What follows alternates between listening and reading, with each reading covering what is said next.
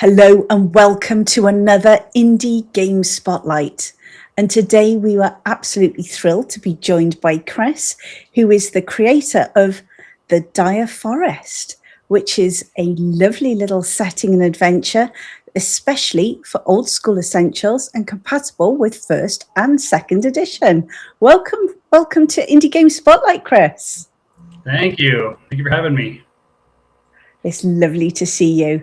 So, as always, we are going to delve straight in with our favorite question, which is, what has inspired you to create the Dire Forest? Yeah, so interestingly, I mean, I've spent a lot of time doing different kinds of creative writing projects and different kinds of creative works. And you may see on my website, I have a handful of different kind of literary works and poetry and things.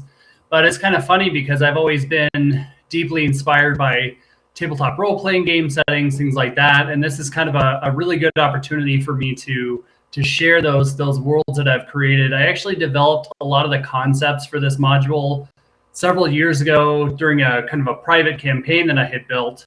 And I had really tried really hard to kind of like see if I could make it commercialized, things like that, try and make it into an actual product. But long story short, it was complicated and I didn't feel connected with it. And it was also built for 5th edition. And so personally, I've started to drift more toward a rules light kind of option, something like an old school revival, things like old school essentials. I have my book here, oh, it didn't show up. Oh, that's okay. It never does. Those backgrounds, as soon as you start bringing something forward, they decide to go all Dalek-y on you. Yeah, that's okay. That's right. At least it knows I'm a human, right? But but yeah. So anyway, so I developed a lot of these concepts a long time ago. I mean, drawing a lot from different nature knowledge, things like Germanic mythology or German mythology, Scandinavian mythology, Russian mythology, all these kind of concepts. I'm taking a lot of like old school tropes, things seen in like 1st edition, 2nd edition Dungeons and Dragons, and I'm kind of morphing them into just kind of a fungal forest. It's a dark forest. It's evil. It's haunted, and just playing on this trope of like, instead of goblins and kobolds, in a normal deciduous forest, like you might see over and over in different things, I'm twisting it a little bit to kind of make it more Slavic, more Eastern European kind of thing. Now you have chaos gnomes, right? And they live in these funny little like birdhouse huts, little hutches and things. And cool. Now you kind of have like the animals, instead of like a fox and a deer just kind of running around. Now they're dire, right? So this fungus has infected them. They attack you, So it gives a little bit more meaning to things that I think people take in a mundane way, like in a forest setting, instead of really developing the natural aspect of it, drawing from my experiences with plant knowledge, things like that, So there's a lot of sprites, plants, relevant things like that I think are kind of interesting. So that's cool. So as you're sort of getting your inspiration from all these different folklores and these different, the Slavic and the different sort of European sort of heritages and stuff like that out there, what really drew you to that? Was it how strange it can be? Was there any particular creatures that called to you? And have you got a favorite? There you go. There's 3 questions in one there. That is good. Gee, I don't know. Okay, so I've traveled to parts of Eastern Europe. Unfortunately, I haven't made it to Western Europe for some strange reason, really counterintuitively. But I mean, my experiences in Eastern Europe are just, the forests are gorgeous. The landscape is gorgeous. The vibe and the culture is so unique and rich. And I mean, even all throughout Europe, there's such a history and a culture of so many different things. So being able to take inspiration from, for example, like the Black Forest in Germany, there's so many, there's a culture of mushrooming, for example, that, or like, different ethnobotanical knowledge that I think is really interesting, that I really like to draw from. Also, just the vibe of it, just the connection that many European cultures have historically with a forest, I think is really interesting. Even in the UK, there's really like a historic connection with the forest. So being able to show that in a D&D module, being able to show that, and also just kind of like the medieval tone of like, right, like there's aspects of the forest that are gorgeous, right? It provides for you, it provides food, it provides nourishment, it provides tools, things like that. but it also kind of might be malevolent at times. There might be things in the wood that are hard to understand, that are these myths and these legends of death and things that dwell deep in the wood. And so I think that's really fascinating to dive into, to integrate, you know. Something that I think, you know, a lot of American audiences don't necessarily see the same way. There's forests in the United States, but they're not necessarily treated with the same level of respect and understanding. So I thought that was interesting to integrate. I have a lot of background in that kind of thing, so bringing that into a writing space is really valuable for me. That sounds absolutely great. Yeah, thank you. Sorry, I can hear one of our cats opening the door behind me. Oh no. Yes, it's very creepy. Now, you mentioned something that's intrigued me already, and it is plant knowledge. You talked about yourself having plant knowledge. What kind of plant knowledge are you referring to? Well, so it's kind of interesting. So I'm not necessarily like a traditional tabletop RPG kind of author kind of thing. A lot of people that have worked in tabletop RPGs, of course, they have day jobs, things like that. I've worked in education for many years, but I also have a background. My degree's in zoology, you know, study of animals, things like that. Yeah, it's pretty unique. It was, most people went a veterinary route or things like that. And I was like, well, I'm going to be a professor. And then anyway, long story short, that somehow took me into tabletop RPGs and writing. So it's a weird experience, but I think I've had a lot of experience. Just, you know, I grew up like in the Boy Scouts, right? So going out camping in the woods, you know, learning how to start fires, learning how to, you know, use natural materials, things like that. I've gotten a lot into like wild food, things like that, plant identification. So, and I realized over time, it's like, well, you know, like Dungeons and Dragons is such an interesting space, or, you know, old school kind of, you know, like these kinds of spaces is such a perfect space to connect like plant knowledge, you know, or the forest, the animals, things like that, along with, of course, the cultural tropes of the Middle Ages, right? Blending those all together to make a really unique product, right? And so you have, I don't know, I mean, you know, like things like finding a mushroom and being able to identify it, right? I plan on, I don't know if you guys have done a lot of mushrooming and things like that, but, you know, you have morals, right? MOR.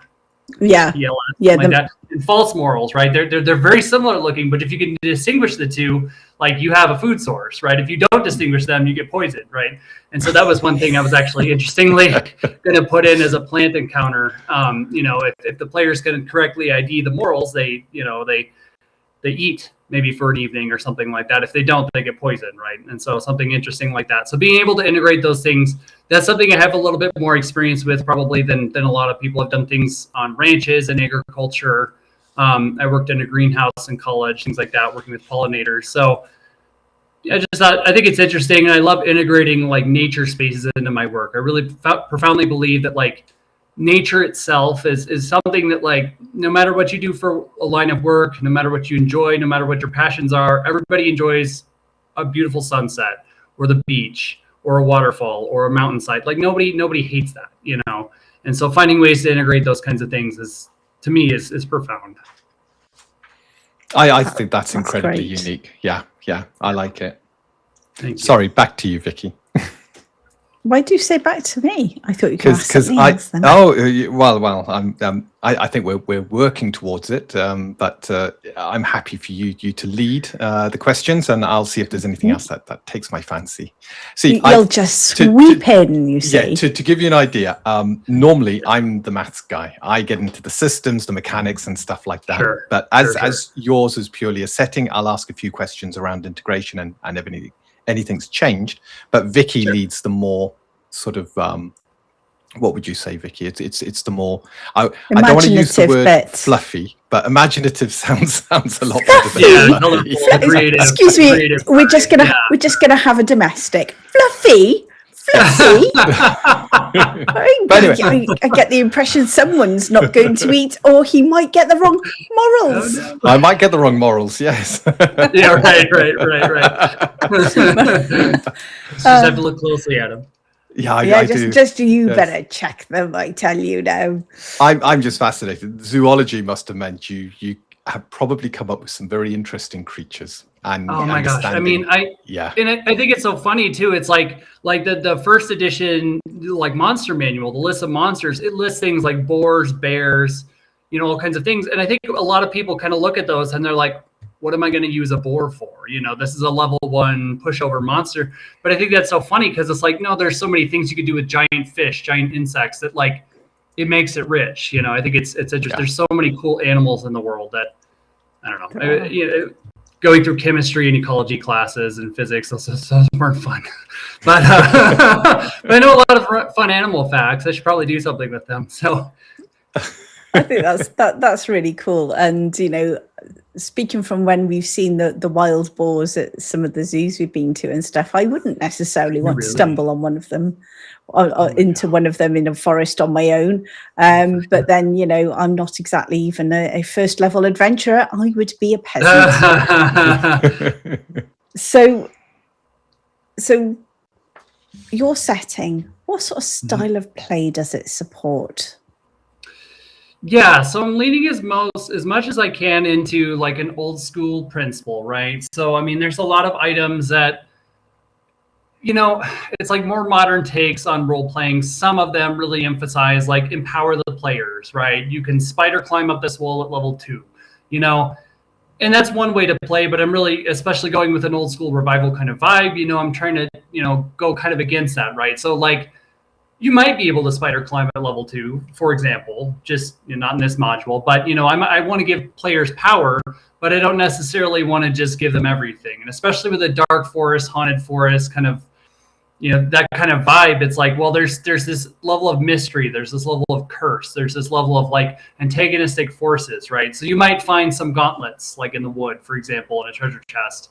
Great, amazing, right? You upgraded your gear. You put them on, they clasp on your hand. You can't get them off except with the remove curse spell, for example, or something like that. So some sort of element of like, you gain something, but you might lose something in the process. You know, 2 steps forward, 1 step back in a lot of ways. And so not in a way that hampers players, obviously, you know, this is, you know, you don't want to just limit players and just kill people outright at the beginning of the module. That's not really fair. You know, a lot of modern gameplay principles, you want to find ways to at least give people like a clue that something could happen, for example. So ideally, you know, not just clapping them in a trap and destroying the whole party, but like allude to something, you know, something bad could happen. You have to watch yourself. You have to be mindful. You have to use your resources. Definitely. I'm trying to lean into that as best as I can. Sorry. I think that the normal way to handle that is the DM going, are you sure you want to do that? Yeah. As we're about to go and stomp into the middle of something incredibly dangerous without checking things out first. I mean, as a game master, I've seen people done some incredibly stupid things and survive, which is the strangest part. Yeah. Sometimes you're lucky, but sometimes you're not. Sure. So when I think about this, then you've just mentioned the forest and you can find things. Is it somewhere where do you start in the middle of the forest, or do you have a base outside of the forest and you have to enter the forest? How does that sort of flow work? Sure. So the module's built to kind of just be inserted into kind of any larger campaign space. It's really a sandbox setting. So it can kind of be, you know, inserted, played with, taken pieces, remove pieces. You start kind of in the bottom left corner of the map, in kind of this plains region at the foot of the forest, in a town that's falling apart, that is about to be abandoned if the party doesn't find a way to, like a genuine motivation to save it, right? So as the forest is encroached more and more, the town's falling apart, people are talking about leaving, you know, kind of forming secret pacts, moving down south somewhere to the capital.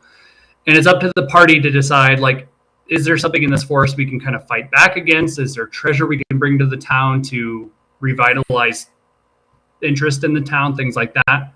So yeah, it's got a creative space there. Nice. And so how big is it? If I think about it in a sort of structure scale, if I think about the size of the map, how big is it? You can either give us sort of distance, or if it's preferable, how many sort of sessions you think it would cover? So it's built to be pretty open. I kind of broke the forest into several tiers, right? So kind of this strictly level 1 zone just for getting your feet wet, getting, training a new party that have never played before, in that kind of situation.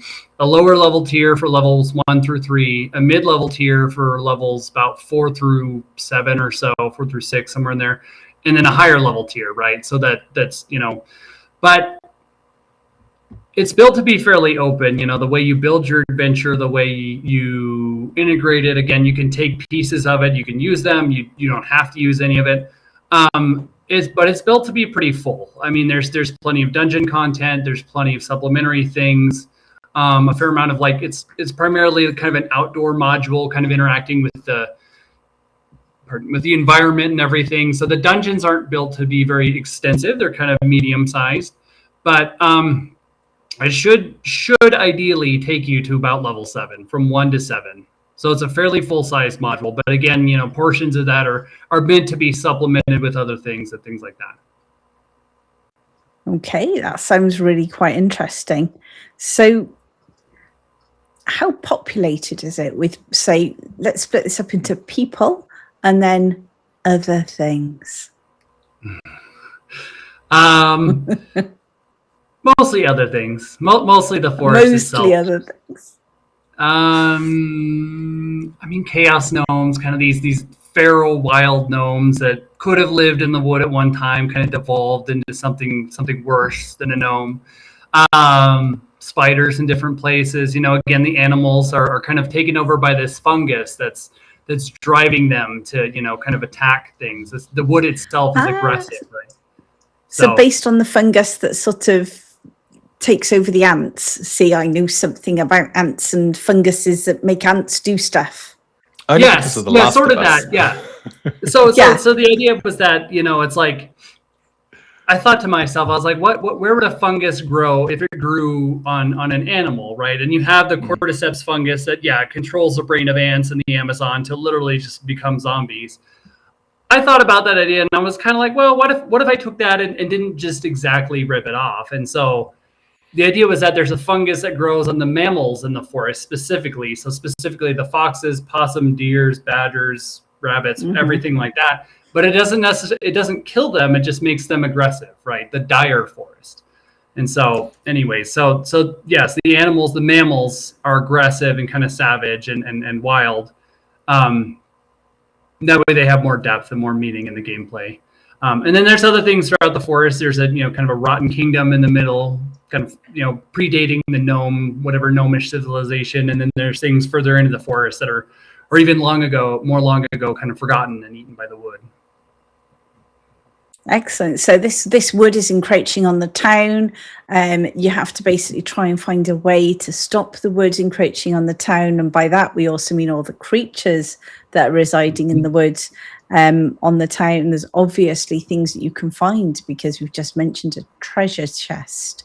So there's obviously quite a few things where you need to go. So it basically gives your players a sort of nice environment to explore, and it's fairly free flowing. How much do you give the GM who's running it, and how much do you leave to the GM to actually sort of flesh out? Now, there's nothing wrong with either of those. It's quite interesting to understand the breadth of what's being provided so that GMs have got a good understanding. Sure, of course. Yeah, so I mean, being a sandbox module, it's my intention with the design is very much to give people lots of adventure seeds, and especially in the early stages of the whole first half of the module, to really give people scaffolding, direction, a drive, right? You have a starving town that's falling apart. Could you save it? Is it worth saving, right? Even if you fail to save it, there's a handful of NPCs that will stay behind to kind of help you out later on in the adventures. They feel tied to their birthplace, right? So the idea is to give people motivation, give people direction, right? You have a marvelous forest. It's awe-inspiring. It's large. It's interesting to explore, right? You have adventure seeds, right? So you have the chaos gnomes occasionally attack the town. That's been a large driving force of people abandoning it.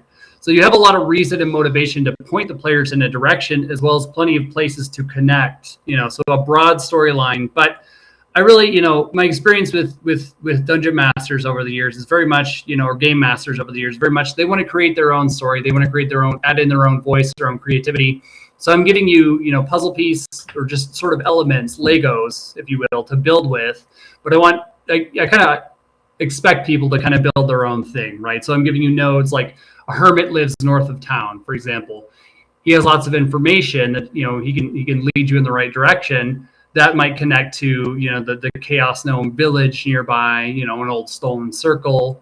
Another person, laying flowers at a grave, outside of town, things like that. The boatman has a connection upriver, things like that. So I give you the elements to create a story and weave one together, as well as like a general structure, but I want you to kind of throw in your own ideas, come up with, well, what maybe a deeper motivation, the backstory for why is this character here? I give you enough of a seed to reasonably come up with that, but the hidden spring north of town, where did that actually originate from, for example? That sounds really great. So because this is a setting, is this setting your NPCs? Are they all humans? What different races have you got in your setting? So primarily human, actually. So, I realized one thing in fantasy adventure spaces was there's a large amount of elves, in a lot of forest environments. And elves are great. I don't mind elves. I don't mind goblins. I don't mind kobolds. But there's just a lot of them. So I decided I was not going to do that as much. And so I actually didn't include elves at all in the module, at least as it's written now. The town is supposed to be primarily human, very kind of a just mellow Eastern European kind of, small village, things like that. And, you have things like the chaos gnomes, you have trolls, things like that. But the humanoids are really just kind of those two things, chaos gnomes and humans, and then other fantasy creatures might exist kind of in very sparse pieces, but I'm leaving breathing room that if people want to put in elves, if people want to put in dwarves, they can find their own creative spaces to insert them. And I'm also, again, providing the scaffolding to insert those logically, right? But yeah, I didn't want to overdo tropes that I think had already been done plenty of, because there's plenty of high quality material of lots of those things. I wanted a different spin. Oh, that's absolutely fine and acceptable. Shall I jump in with some of my stuff now? Give you a bit you've of a got rest. stuff now. Oh, I've got a long list of stuff. I think it's your Very turn. exciting. Yes, it's my turn. I'm going to start at the top. Then. You mentioned survival and survival aspects. So I take it survival is going to be quite an important part of the experience. Mm-hmm. What sort of mechanics do you have to support that? Yeah. So, a lot of right. So you have a big hex map, right? I built this big hex map. It's beautiful. It's on my Kickstarter. I'm quite proud of it. I think it did a good job. It's visually balanced. It's interesting. It's flavorful. I like it. With each hex, right? You have a chance of possibly finding a random encounter, right? And I think it's tough with a hex crawl because you have such big space. I've seen talk online about like a micro hex crawl where there's just something productive in every single hex is a little bit easier for people because they don't feel like they're wasting their whole gameplay session just finding stuff in the woods, which I think is valid. Instead of going with a micro hex like that, I went with quite an expansive, kind of the opposite direction, just this massive wilderness, because the wilderness couldn't possibly be 8 squares or 8 hexes, something like that. That'd be weird. So what I've done is, each encounter, right, you have a chance to find wandering creatures, things like that, these dire animals, different kind of like Eastern European, Slavic mythology, kind of creatures in the wood.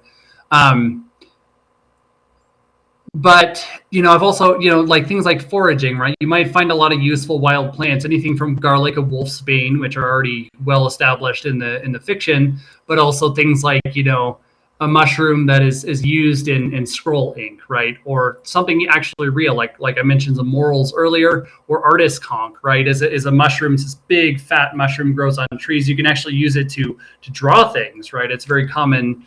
So yeah, so this is my world map, my hex map right here.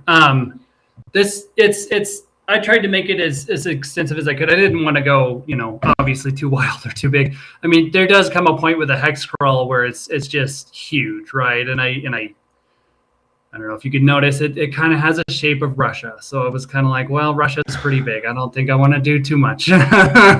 So anyways, so yeah, so this is, and I don't know if you can zoom in more or not, because you know, again, on the Kickstarter page, I was kind of hoping that people could see it better, but maybe not, and that's okay.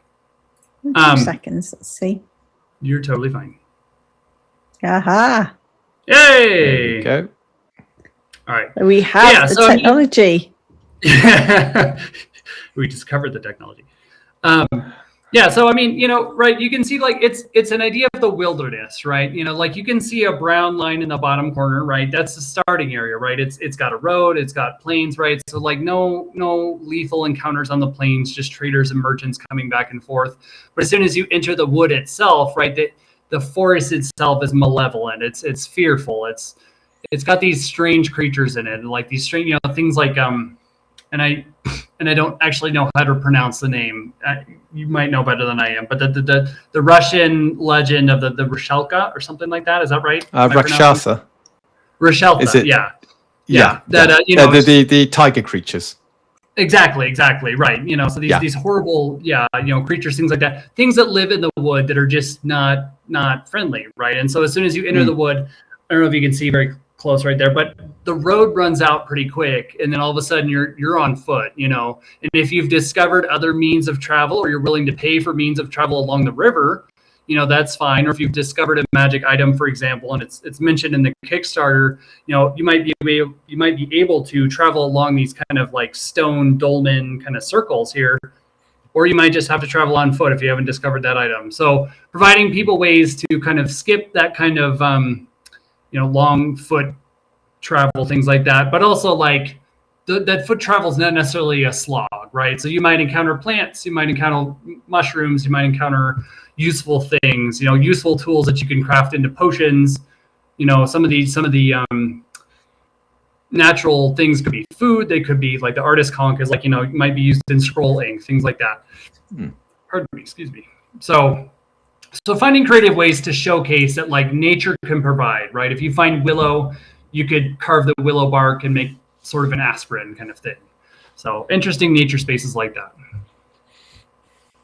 Okay, that looks fantastic. So the map it's a fixed map. It's not randomized as you go through it. So everything has a place within the map? Yes, it does. Yes. Okay, fantastic. Yeah, that I mean, I'm just looking. 1 hex is 6 miles, and subject to change. I'm not entirely sure. Yeah, this is the finalized map, but I haven't decided distances yet. Yeah, so you could theoretically be doing probably through forest, reduced movement, probably 2 hexes a day. Possibly, yeah. Yeah. Depending on what you encounter in that hex. Sure. Yeah. Sure. And again, some encounters are simply nothing. It is possible to travel through an entire day and not find anything. Also, some terrain types, like the dark green forest, is obviously the thick forest, but there's a couple other areas, right? You have like the boggy forest is the kind of water, kind of off-color green.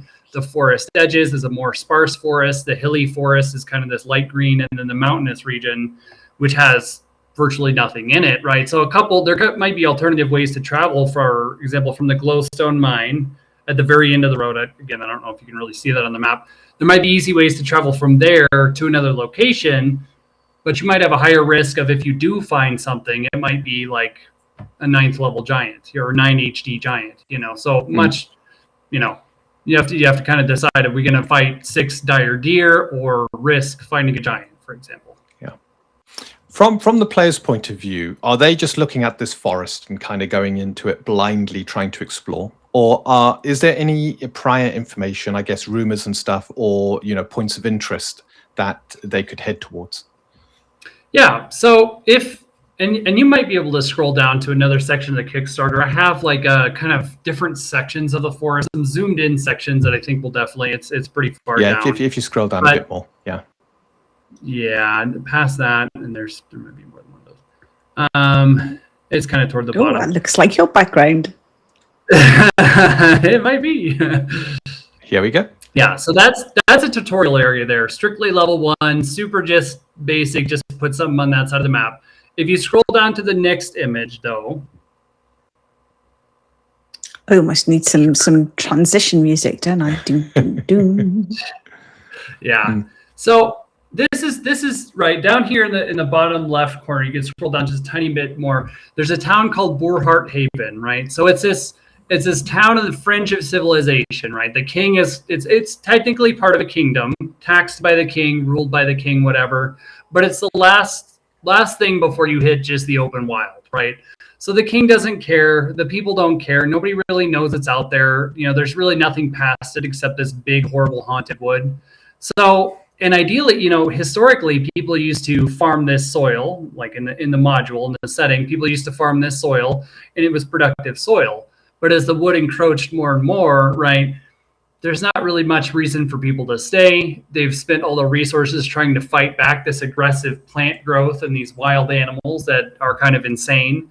And then on top of that, you have these evil kind of leprechaun kind of gnome things coming out of the wood, occasionally making raids on the town. So realistically, a lot of people in the town are starting to talk about, like, do we even want to stay here? There's nothing here for us.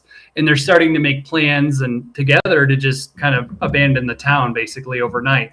And so as the party arrives, you know, this town is kind of trying to figure out, like, hey, you know, what do we want to do? What do we, you know, we're pretty much all about to leave. And if the party can find a reason, you know, again, enough treasure in the wood, enough things deep in the wood, enough motivation for these people to actually stay around, right? They're afraid of the forest. They don't go into it. But if the party walks in and finds immense amounts of treasure, you know, at the glowstone mine, things like that, there might be a reason for this town to stay around. So this opening section of the wood, right, the forest, cemetery, old stone circle, old mill, drowned wharf, these are all locales that are along this road. They're super relatively, compared to the rest of the module, easy to access, right? So forest cemetery has got some interesting encounters. You might find plants there that are meaningful. You might find a small amount of treasure. The old stone circle, right, is your first introduction to this kind of, if you're able to find the item later in the module, which is in a location that players are likely to run across, no matter how you build the adventure.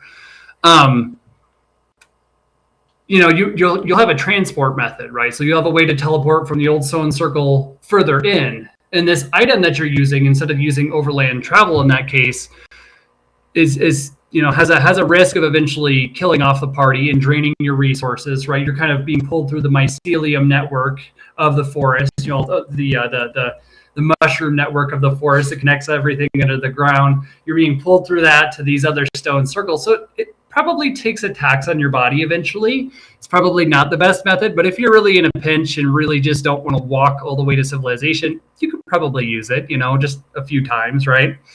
The old mill, you might find an upgrade or a handful of other utilities and methods, things like the drowned wharf. You might find a boat, for example, that instead of paying the boatman back in 𝗵𝗱-𝗱𝗲 to go up the river, you can make your own boat, but your own boat obviously has less capacity, things like that.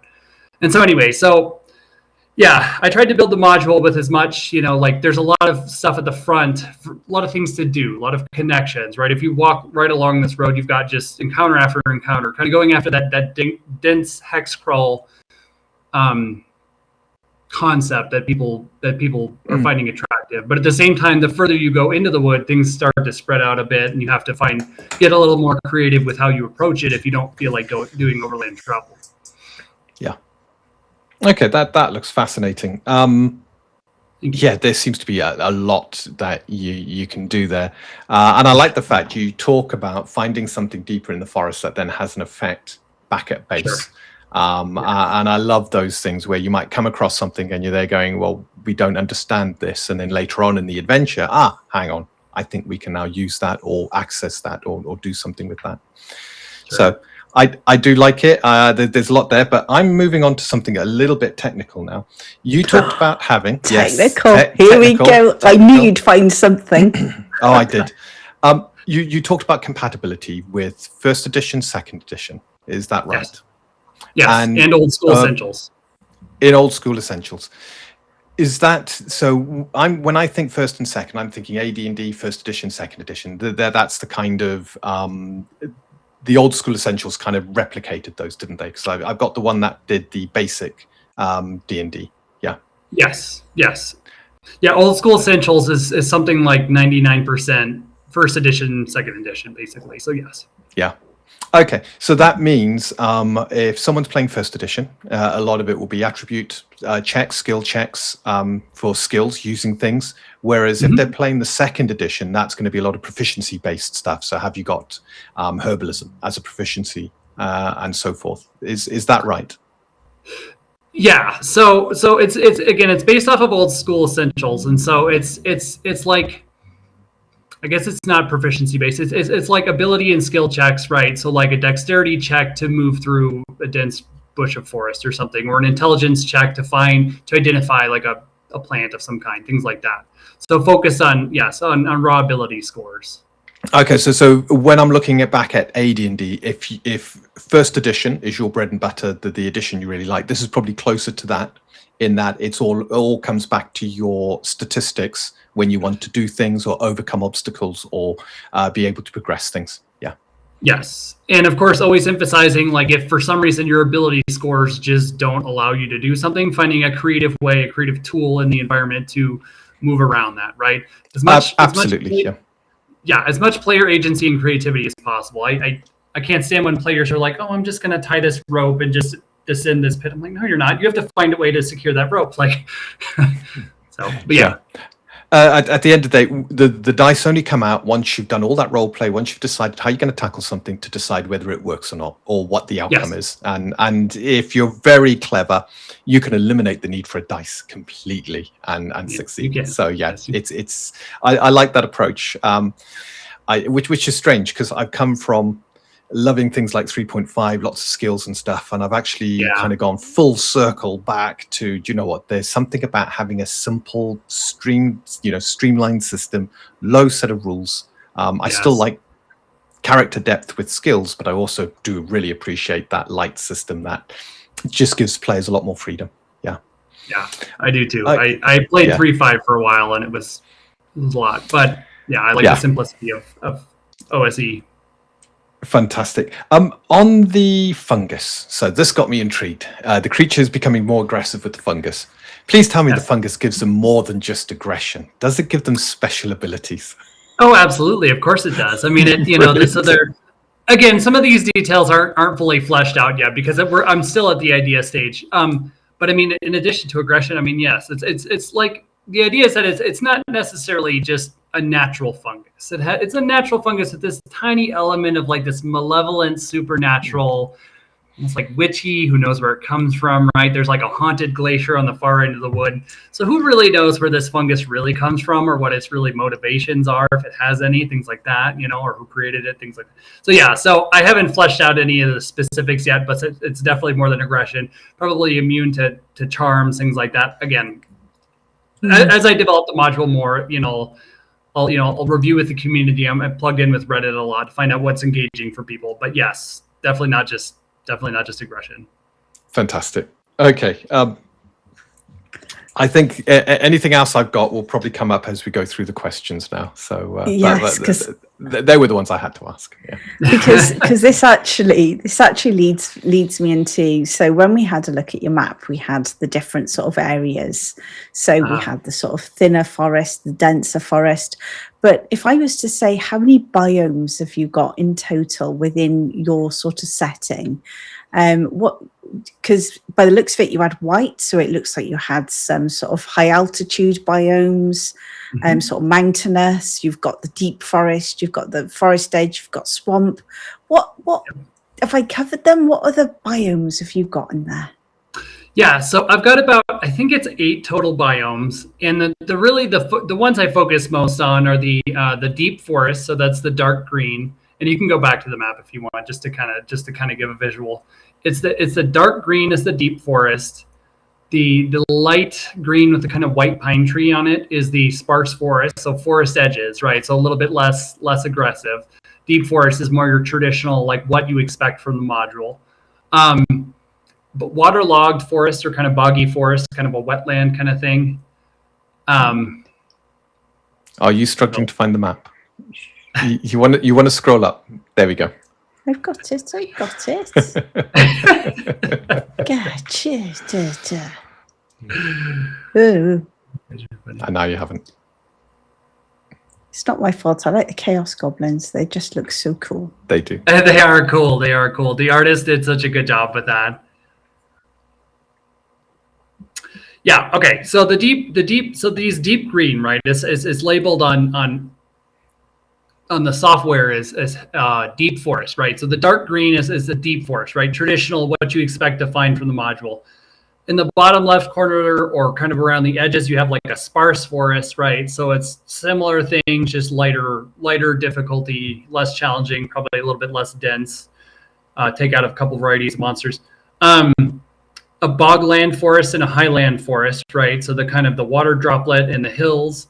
The hills are kind of a little bit more dangerous. You know, you kind of get like a more variety in these areas of like trolls and giants and things, but also just a handful of other monsters like dire bats, for example, right? Coming out of caves and mines from somewhere in the wood, right? Where you might not necessarily find those in other parts of the wood. And then you have, the very outside of the module's got things like plains, a river or lake, a glacial kind of area, and a mountainous area. And so all these are kind of like, the focus is less on these. Like I'm putting a lot of focus into like the things found in the heart of the wood, but these other areas like the glacier area, for example, is like you're more likely to find frost giants there, things like that, or giant rocks, things like that. The giant bird thing. Mountainous area, same thing. So the focus is primarily on the wood, but the water areas, for example, you have things like nixies, giant fish, right? There's a couple encounter locations. I think there's actually a slightly older version of the map. I actually added a handful of these since I made this. But anyways, focusing a lot on the forest itself, but also adding variety as much as I can, right? So if you want to traverse from one location to another by crossing the mountains again, or crossing a lake, right, if you have a boat, there's options for that. And a handful of encounters in those really different areas, like the glacier and the water, things like that.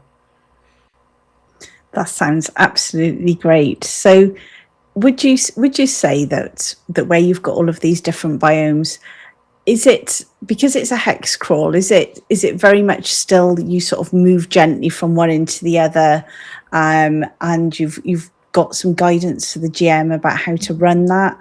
Because I think this is beautiful. I think it's really nice, but when you're sort of going through it, do you sort of describe those transitions for them? What do you mean, between biomes? Yeah, so where you're sort of heading from, if I sort of take a look sort of up here, for example, you've got sort of 4 biomes there in quite close proximity. Oh, I understand. Yeah. I mean, right. So like if you walk through like a wood, for example, so like I'm from Colorado in the United States, right? But I've traveled all over, right? It's so interesting how like walking through like a lowland, for example, can suddenly transition into this rocky area, right? And then a few kilometers later, all of a sudden you've hit something else entirely. On the other side of some big plateau is like this bog, right? And it's interesting. Like I wanted to make sure that this really felt like it wasn't just one big like trapezoid of just green wood. I tried to really integrate so that they're with each other, right? And so maybe like a hilly forest, for example, isn't necessarily like at ground level like a hilly forest. It's just kind of classified a little bit. It's like a little bit more mountainous, right? Like things like looking at like geologic maps, looking at vegetation maps, things like that of a real environment. They're very rarely just uniform for miles on end. I mean, they have a lot of variance. And also, of course, the idea was that this is all sort of, I mean, of course, if there's mountains all surrounding it, and there's a glacier on the end, it's glacial fed. It's kind of this upland kind of thing. So in the corner of the kingdom. So anyways, all that's to say, yes. I mean, I have descriptions of each portion of the wood, the highland, the lowland, the bogland, the rivers, things like that. They've all got their own tone to them, and they're all mixed together because the forest is kind of a family of different geologies and vegetation types, things like that. I think that's great because with your background, you'll be able to really flesh those out and give them real life, which I just think is quite intriguing. Yeah, thank you. So because I have to always ask about spells as a rule, There is a rule on every interview I have to ask about spells. Okay. And with your setting, because we've been talking about, it's very much old school essentials type, but are there any sort of setting specific spells? And you mentioned sort of traveling through the Mysium earlier, and that sort of piqued my interest, because I thought, what other interesting spells have you got? Sure. So the mycelium spell is not really a spell in and of itself. It's tied to an item, and I've kind of detailed that in the campaign updates a little bit, just kind of the concept of it. So if you visit it on Kickstarter, you can kind of see, the different kinds of things I'm going after with the Bogwalker staff is what I'm calling it. And but other than that, in addition to that, yes, there are a handful of unique spells that I originally developed for that personal campaign about elves. And again, there's not really any elves in this module. I have a handful of homebrew spells that I think are really interesting. I can detail one of them because they're kind of a surprise. They're a little bit special, but no spoilers now. No spoilers. Well, I'll spoil one.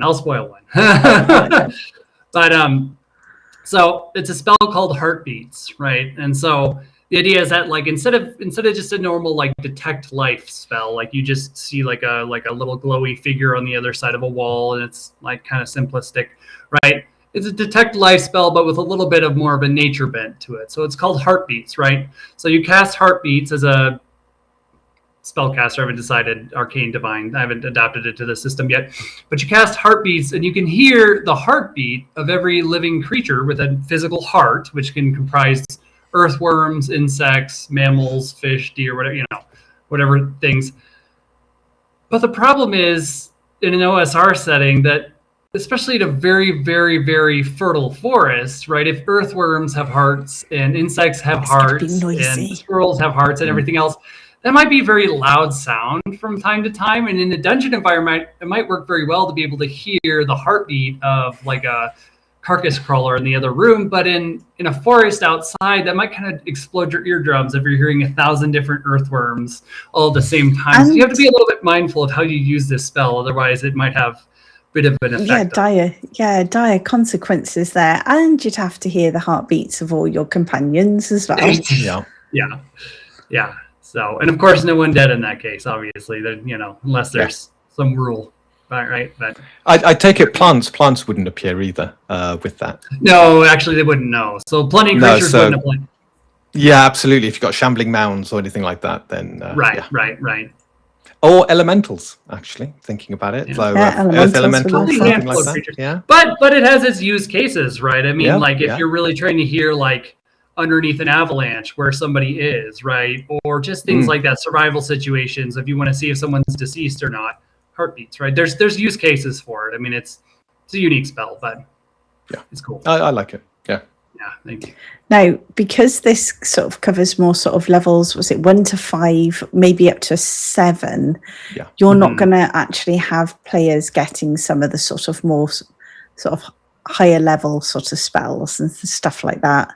So what do you do around things like divinations? Have you got those within your setting?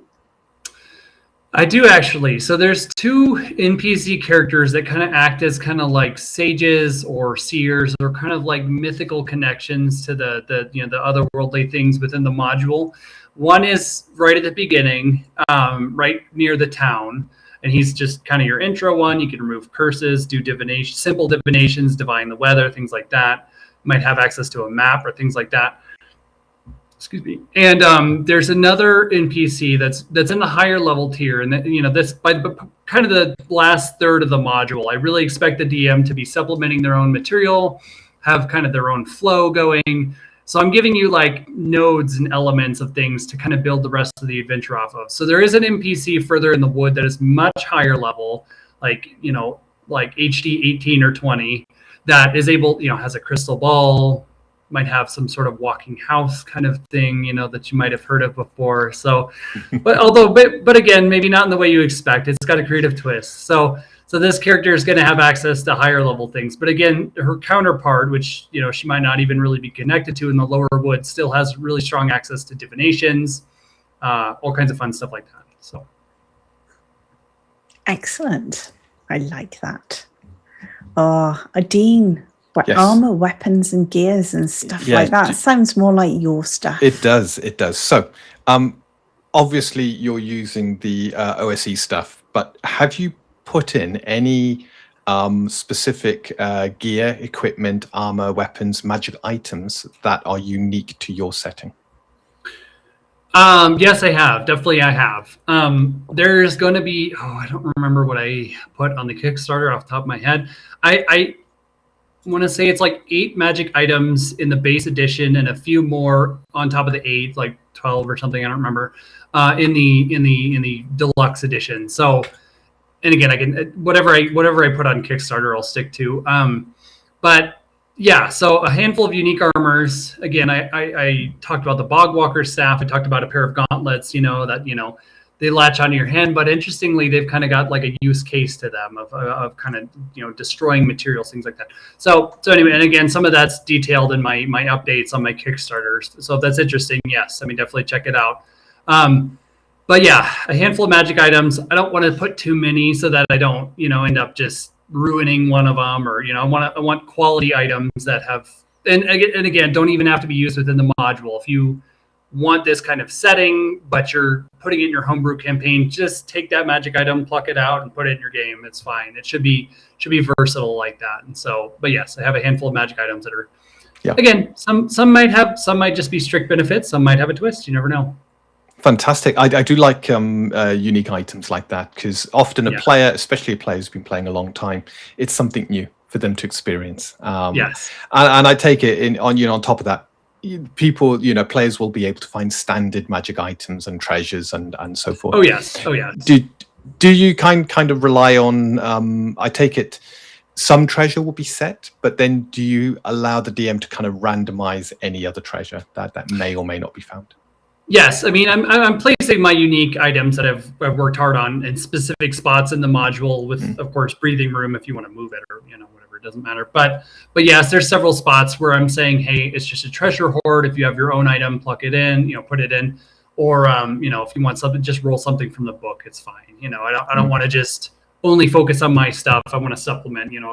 Pair well with the established material. There's also a handful of locations, dungeon, or just locations on the map where I'm not using my own homebrew creatures. I just say, hey, just take this thing, this ant or whatever from the game module, and just use, or from the old school essentials first edition, whatever you're using. So yeah.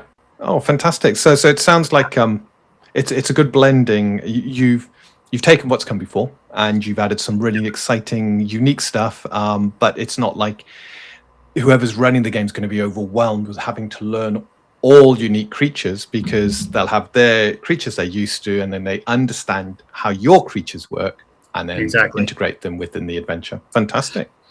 Yeah. And also, a lot of my creatures are very intuitive. They're really, a lot of them, but not all of them, are just normal spins on pre-established creatures. So there's not a lot of like learning new material. It's it's understanding the ethos and the concept of the design and just putting your stuff in. It's pretty simple to use.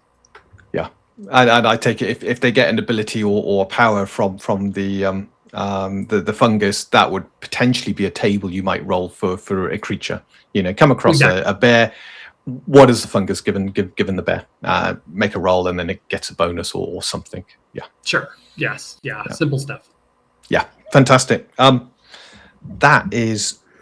I think we've covered items, because I'm assuming similar to OSE, there's not really much in the way of item creation short of what the DM might want to put into the adventure. Yeah, not really. No. It was always a slight weakness. It was left kind of open. But at the same time, with it being left open, it meant you could make it as simple as complex as you wanted for your table. And I think that's a great approach. Well, I think one thing that's useful to create, and one strength of leaving that open, because, players and game masters just invent these insane things that are like overpowered all the time. So spell scrolls and potions are something that I focus on with the item creation, supplementing that. But anyway. Okay, that's cool. Yeah, because you mentioned the fungus where you can write scrolls with it. Yes. Brilliant. I do like that. I think that is. I like a system where you can get these unique things that can be thrown in to help players increase what they've got, but without just giving them gear. Yeah. Well, and the interesting thing too, instead of getting those all from a dungeon from some ancient civilization that lived a billion years ago, it's like you just find them in the forest, right? It's just growing there now. So as much as the forest hurts you, it totally gives you what you need, right? So that's a concept I tried to go for as much as I could. Fantastic. Well, I have got one area I'd like to cover before we head on and sort of talk a little bit about your Kickstarter in the future. And I am going to share, allegedly. Yes, I am. So one of the things that really caught my attention when I had a look at your Kickstarter was this beautiful artwork of your chaos gnomes. And it really did grab me because A, it's black and white, and I love black and white art, and it is really, really eye-catching. So do you want to tell us a little bit about your artist? Yeah, so he did a really good job with the art. His name is 𝗵𝗗𝗄𝗁. And he did a really fantastic job with this. John C, he's on Instagram. It's crazy. His Instagram is amazing. I mean, it's like, of course you have a world where it's like people are concerned about AI art, right? And so, especially with old school modules, like some of the art is a little bit simple. So unfortunately, at some point, AI will probably be able to emulate some of it. But I'm making a point I thought about using AI art, but I was like, no, you know what? That's a real human, a real job, a real career. People put their lifetime into this stuff, and he does amazing. Anyways, I connected with him on Instagram, John 𝗵𝗗𝗄𝗁, and he was able to draw this by himself.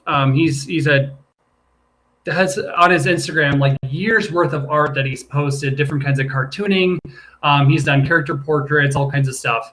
So he did a great job with this. He'll also be doing a handful of other pieces for the module, including other chaos gnomes and a handful of other things. He did some of the concept arts. I used some of his stock art for the concept art for the Bogwalker staff as well. So, and then it'll probably be edited and evolved. I probably won't go exactly with this stock art. Probably evolve it a little bit, give it a little bit more flavor. But yeah, he did a fantastic job. And I was amazed when he did this piece. He sent me some sketches, and I was like, wow, that's like that's the evil leprechaun. I don't remember the name of there's like a creature in Eastern European mythology that's, again, same kind of thing, like a evil gnome leprechaun kind of thing. So it's got a couple different names. So that kind of vibe was what I was going for, and he knocked it out of the park. I've been really impressed with his work. He's been fantastic to work with. So that's superb. And JC, we're a fan. We like that. We like that a lot. So well done. So the future. So I'm going to just scroll up on this because this is your Kickstarter. So you currently have a Kickstarter that is ongoing. It's on the day that we're filming this, there's 26 days to go. So we're going to put this out Tuesday, I think. Tuesday, so in about 4 days' time. So it'll be about 22 days to go. Yeah. So there'll be still plenty of time to go. You're doing well against your goal. So what does the future hold for you? Yeah, so it's kind of interesting. I was actually just telling John about this the other day because he didn't really know either at the time.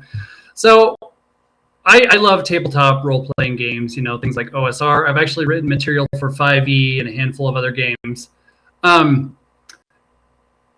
Once this module's done, I think there's been a lot of sustained demand. I mean, of course, I fully think that this will go through to funding, but again, I need that extra push, right? It's not fully funded yet, so I shouldn't say that. So, and again, there's stretch goals and things. So if we could make it through those stretch goals, that would be a huge help. I mean, I have some good things on there, some additional content and things that I'd be excited to provide.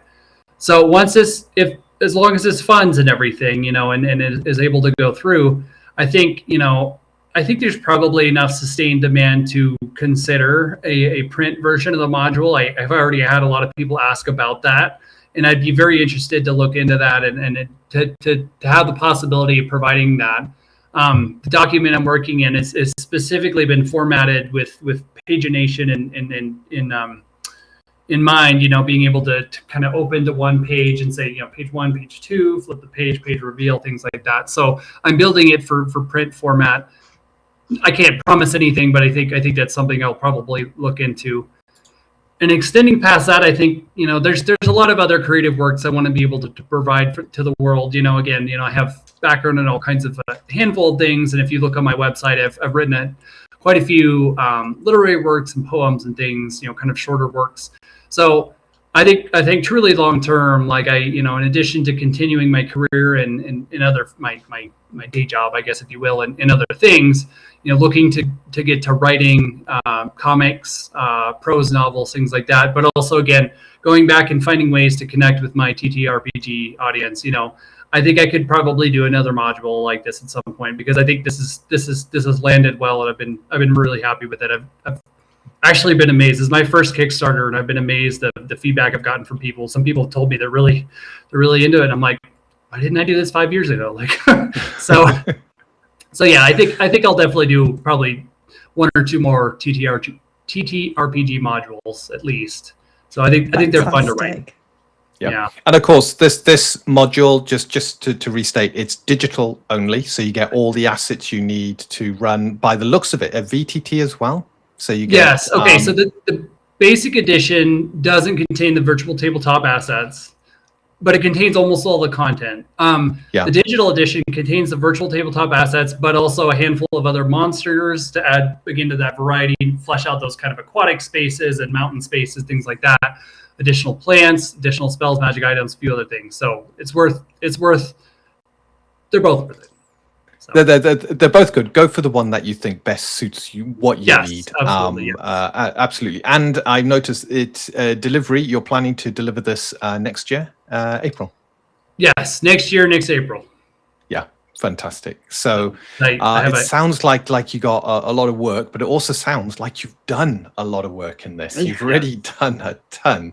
And with your unique knowledge, your zoology and knowledge of mushrooms and other fungus type things, I think this is going to be quite a unique take on a dark forest. It's quite exciting. Yeah, I'm excited to share it with people. I'm excited to see. It's been incredible to watch my first Kickstarter ever go from just watching those little pledge amounts. Like, wow, like people believe in what I'm doing, and so that's quite a special breakthrough moment of sorts. So, but yeah, I'm excited for this work. I'm excited for the concepts I put into it and the hard work, and the pollination of different ideas, from plant knowledge to Eastern European, Russian, Scandinavian, all those things. I think this is going to be exciting. I'm looking forward to it. Plus the mechanics. Fantastic. Well, don't forget to drop me your website, and that will also be available in the links below. So we will put a link out for the Kickstarter. We will put a link out to your website. Drop us your socials, and we will pop those out as well. Can I just say thank you for joining us? It's been an absolute pleasure, and we've loved finding all about the dire forest. So thank you very much, Chris. Yeah, thank you guys for having me. It's a huge deal. Thank you.